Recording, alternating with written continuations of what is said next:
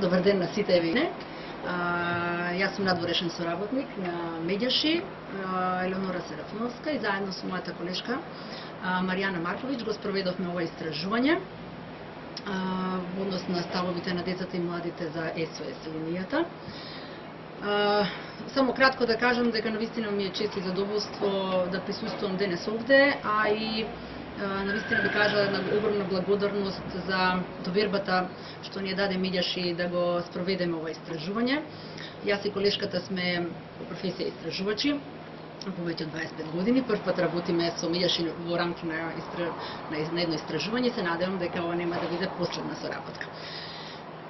Сега на кратко за истражувањето. Ова се сепак само дел од наодите од едно поголемо истражување. Ја ви повикувам сите кои што сакате да ги видите сите наоди, сите резултати да го има веќе на веб страната на Медјаши. Во однос на, само да кажам дека првично беше замислено да се испитаат само децата, односно учениците, бидејќи беше предвидено да одиме преку училиштата.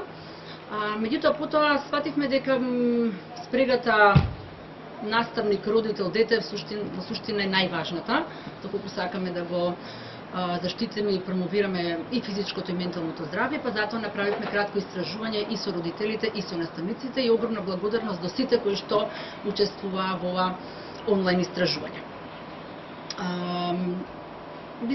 Би започнала со општите податоци во однос на испитаните ученици. Прашалникот целосно го пополнија 431 ученик, од кои 114 албанци и 317 македонци. Повеќето се женски, 247, и машки 177. Учениците ни доаѓаат од повеќе училишта од Скопје, Дебар, Гостивар, Виница и Велес. И иако беше наменето на возраст од 8 до 18 години, сепак возраста на учениците кои што го пополнуваа беше од 7 до 19, а најмногу нив беа на возраст од 15 до 18 години. Интересно да се каже дека повеќе од половина од учениците, значи 55%, се информирани за постоењето на СОС телефонија за деца и млади.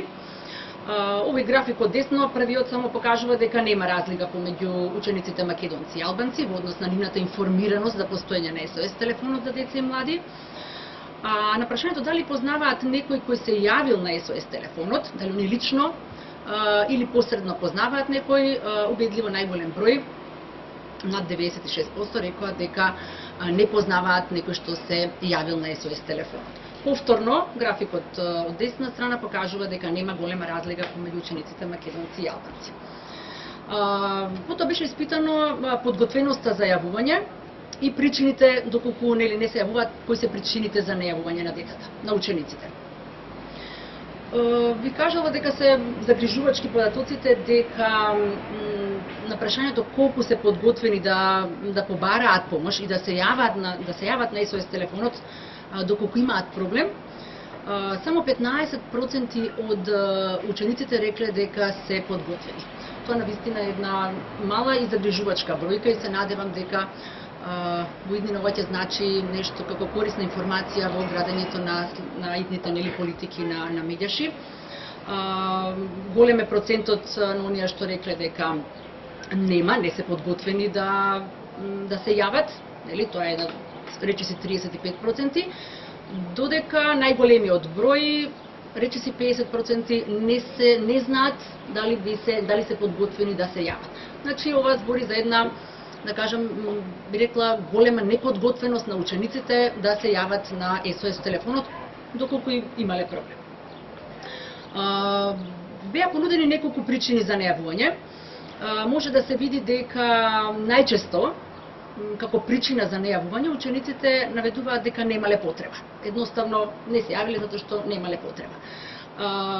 Потоа следи процентот на ученици кои што велат дека не се јавуваат на телефон, туку бараат помош од познати луѓе, од некој што им е близок. И ова го гледаат како некој непознат и далечен контакт. 125 од 431 ученик одговориле дека не се чувствуваат пријатно да се јават на оваа СОС линија за деца и млади. графиконото десно само покажува дека нема разлики во однос на наведените причини за нејавување помеѓу децата, учениците македонци и албанци. Бидејќи ја на почетокот не кажав, ние сме со колешката и психолози базично, меѓутоа сме и комуниколози. Беше интересно да се види, мислам дека и на медиуше, мислам дека е многу корисен податок, да се испита кој е префериран